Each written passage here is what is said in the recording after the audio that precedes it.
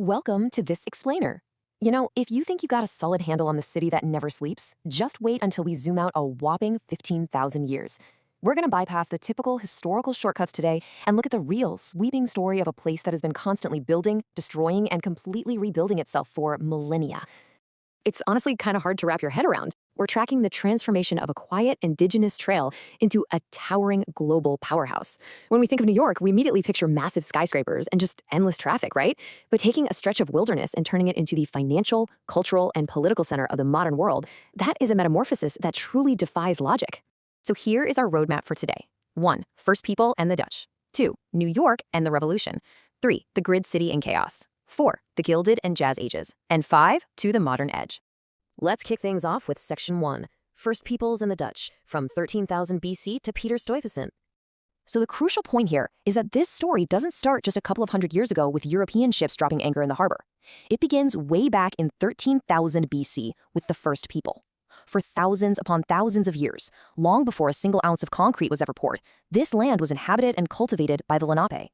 It wasn't just some empty wilderness. It was a thriving, deeply interconnected network of communities and trails. It's wild to think that when you walk down a major avenue today, you might literally be following a route carved out thousands of years ago. Then, after millennia of indigenous history, somebody essentially hits the fast-forward button. The 17th century rolls around, the Dutch arrive looking for commerce and trade, and they set up New Amsterdam as a corporate trading hub. Fast forward a bit to the mid-17th century, and in comes Peter Stuyvesant. He was this notoriously strict, peg-legged director general who basically whipped a chaotic, muddy outpost into shape, unknowingly laying the actual groundwork for a global empire. As we dig into all of this, a very clear pattern emerges. This isn't just some simple, upward trending line of things getting bigger and better every year. The city's identity is defined by a relentless cycle of rising, falling, and rebuilding. It's a place totally shaped by the ambitions of empires, leveled by immense disasters, and yet, it always finds a way to engineer a spectacular reinvention.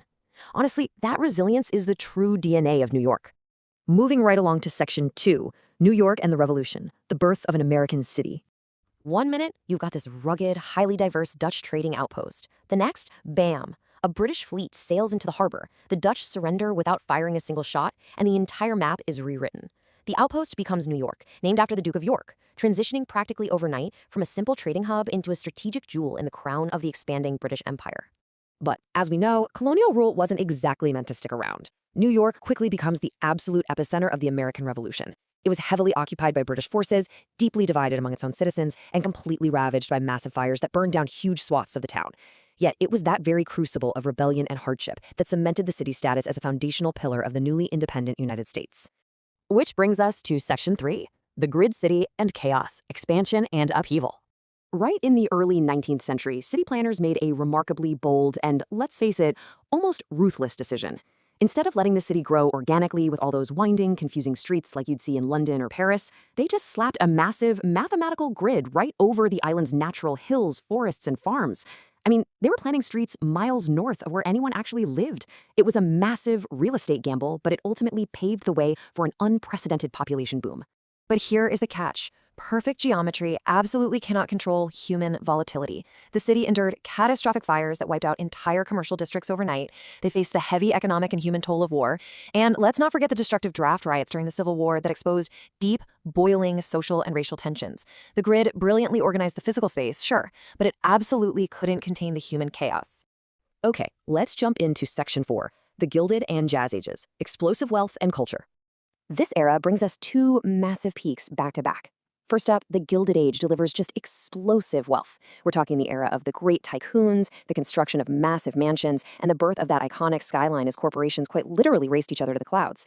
That wealth directly fuels the Jazz Age, a total cultural revolution marked by the energy of the Roaring Twenties, the incredible artistic brilliance of the Harlem Renaissance, and an electric nightlife that basically defined a generation.